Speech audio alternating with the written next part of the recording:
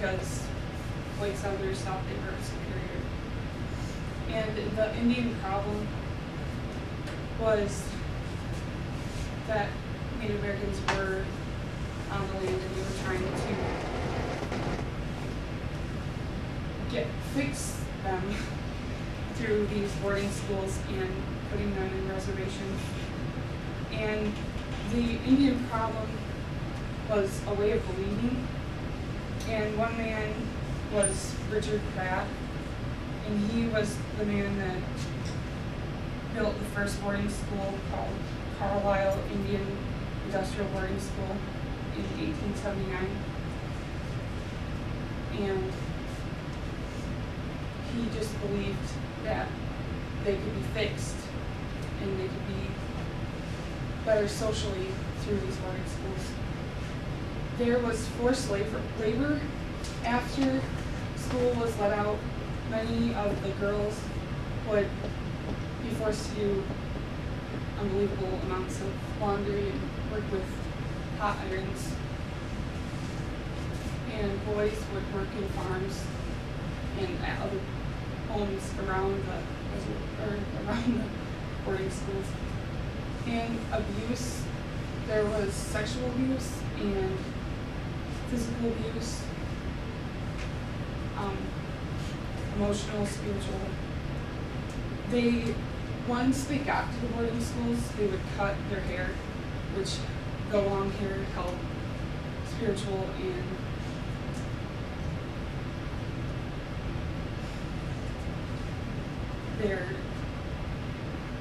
it held significance with their culture.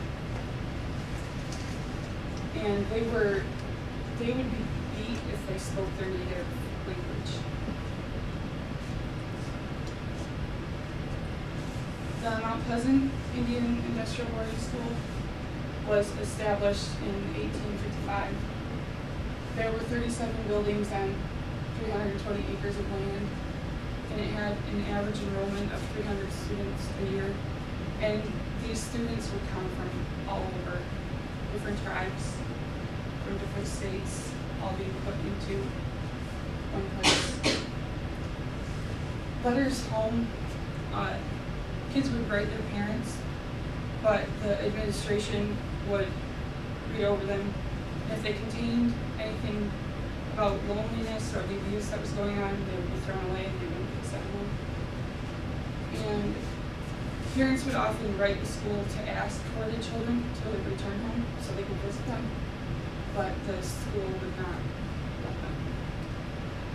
There is a cemetery on the land, and there's 154 known graves there, but it's estimated that there's a possible 700 unknown graves all over the 320 acres. And that's a picture of children lined up outside of the Mount Pleasant Industrial Boarding School. In the United States, there were 25 off-reservation boarding schools, and that means that they were there all the time. And then there was 460 day schools that children would just go to and then go home, but they were still taught the same things.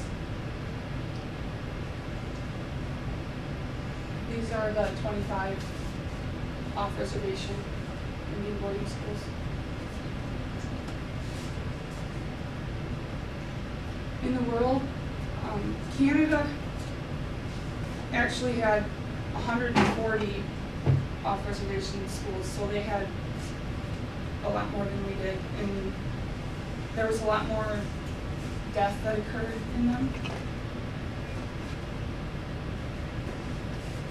And the last boarding school wasn't officially closed until 1996. And in Australia, children were taken before the age of 5 and they suffered abuse in the boarding schools. And New Zealand was the same thing. The Maori people were almost wiped out, but they returned in 1986 through a court case that said that it was wrong. And in Europe, Hitler was thought to get some of his ideas of racial purity from the U.S., and he saw that the U.S. became a major power through ethnic cleansing. The purposes they serve today, some of them have been turned into universities and museums, and others have been just abandoned. The one in Mount Pleasant, it was owned by the state of Michigan, but they were planning on tearing it down. So the Saginaw Chippewa tribe bought it for just $1. And what they plan to do is tear some of the buildings that have been just past the point of no return down and make some of the buildings museums. And there's an annual honoring, healing, and remembering ceremony that takes place on the grounds. They hold that because it still affects families today, because some of the people that went didn't know how to raise children because of how they were brought up. So it's just a healing thing, and it's for Native and non-Native people.